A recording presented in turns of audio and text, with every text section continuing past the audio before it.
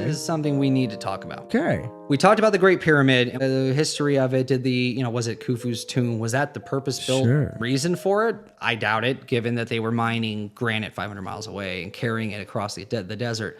That would be insane. Aligning it with stars, building in the circumference of the earth, having it resonate at the frequency of the earth. All of that is absurd for a tomb. They didn't do that for any other king. This would be the only one ever. So it's kind of a silly notion. So if it wasn't a tomb, what was it? There are some very interesting theories. How do we know if they built it or not? One of the major theories is that the Egyptians found it the way it was, retrofitted it or restored it, and used it for ceremonial purposes, for sure. But they weren't the ones who built it. They didn't have the capability to build it themselves. That they picked it up from a civilization that was gone from most likely a cataclysm that wiped them off the face of the earth.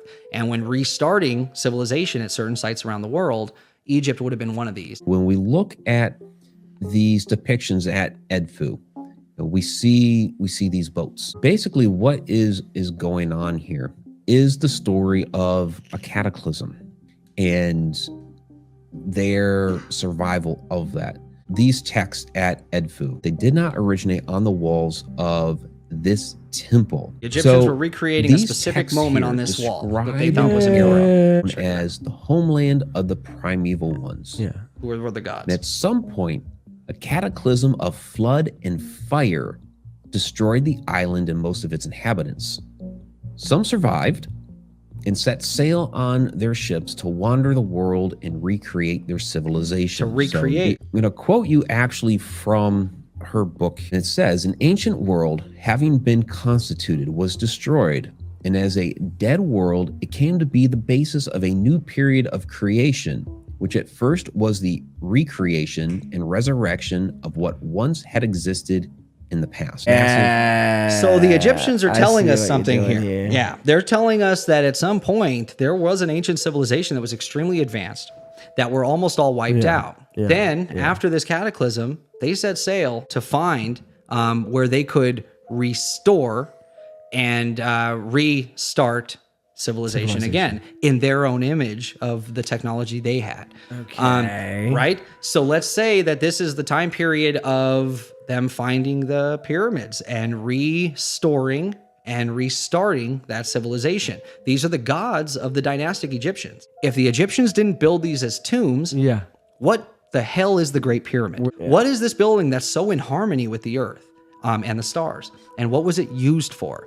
Well, there's a pretty prominent theory out there. It's starting to become more part of the mainstream conversation. And what I've even noticed is people are opening up to it because, of course, these Egyptologists and everybody were hanging on to their, this was our initial thoughts. From 100 years ago. From 100 freaking years ago. Insane, So they're finally letting up a little bit and listening to other people and listening to other other takes instead of being like, nope, what they said 100 years ago is the end all be all. I'm not even going to look into it. I'm not even going to look into it. I won't even entertain the thought. What was the Great Pyramid used for? So this is the theory I'm talking about that's becoming more and more mainstream.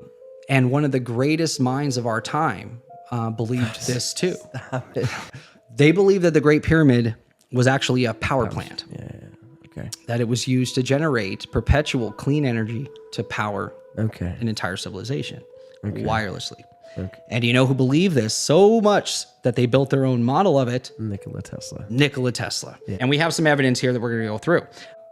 First, the outside casing stones, those made perfect insulators. Specifically limestone, it has magnesium in it, high levels of magnesium used for insulating electricity. So that's one part.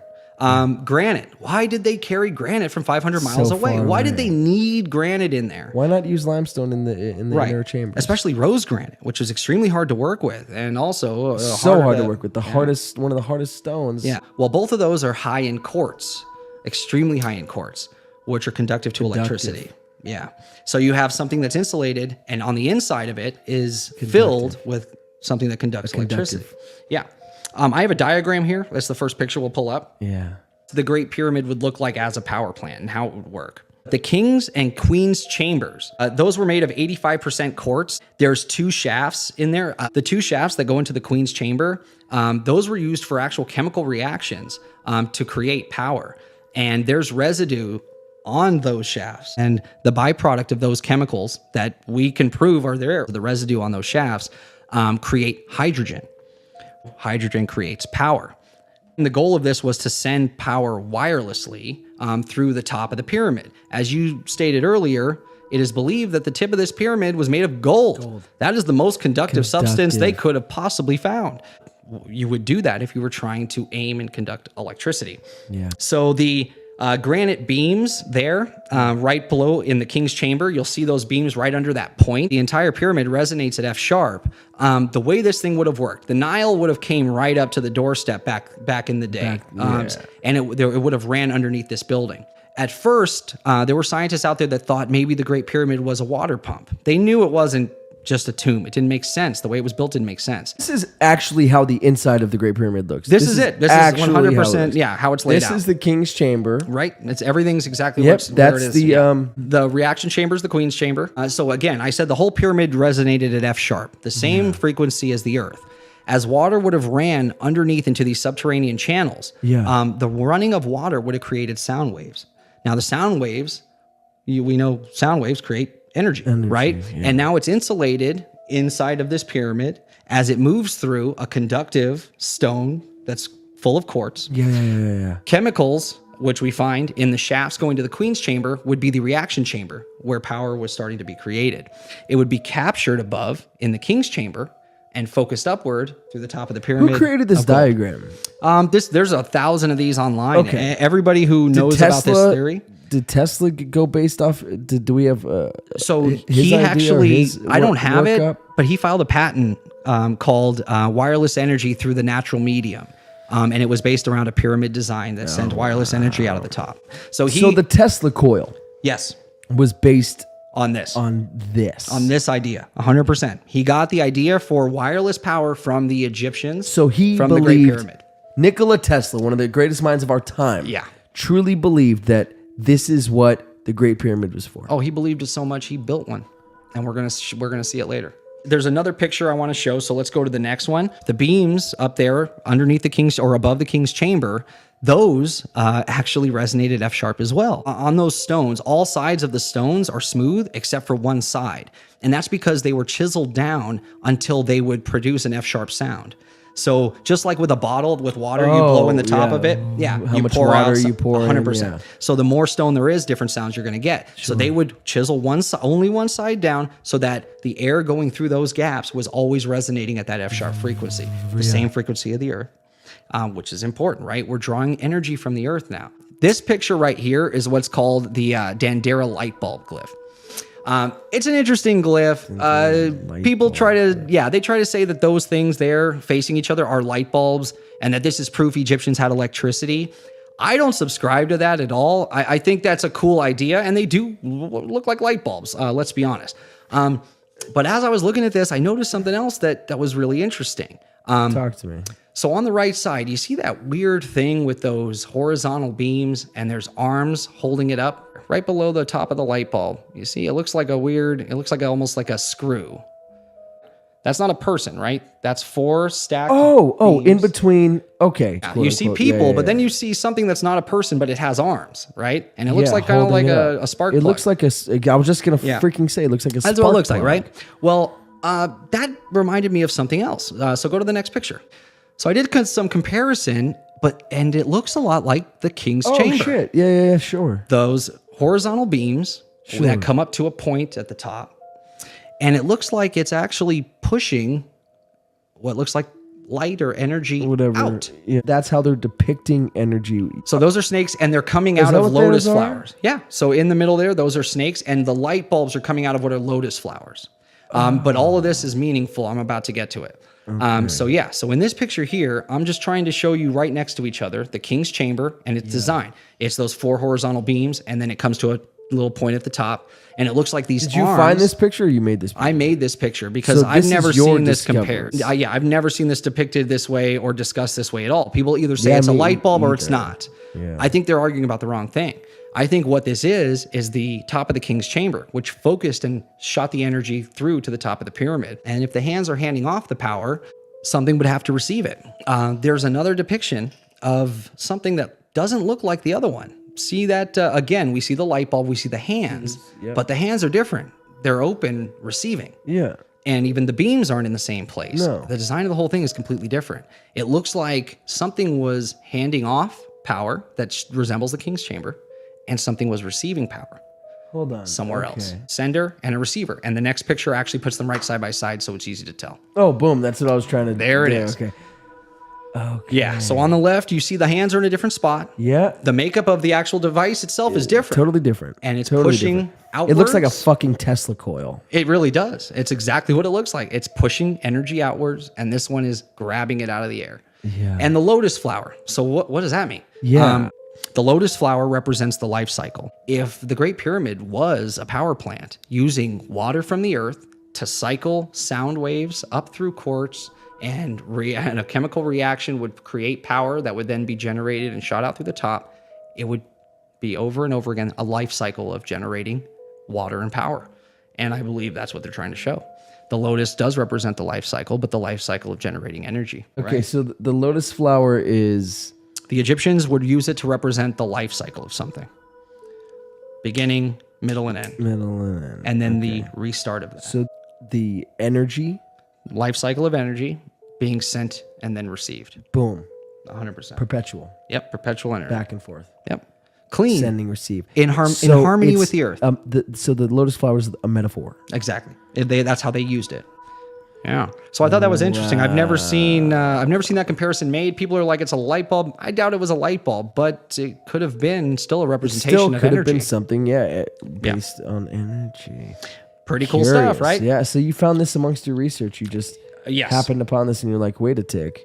Yeah. So This is curious. Yeah, so I talked about how the Queen's Chamber has chemical residue that shows that a chemical reaction was being made that created hydrogen.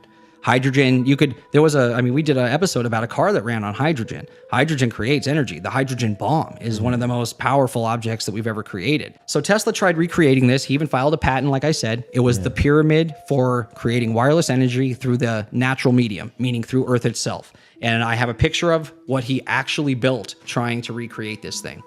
And this is called Wardencliffe Tower. This is a photograph? Yeah. I'm sure some of this is added. Representation. It's a representation, but this is how it looked, and it did work.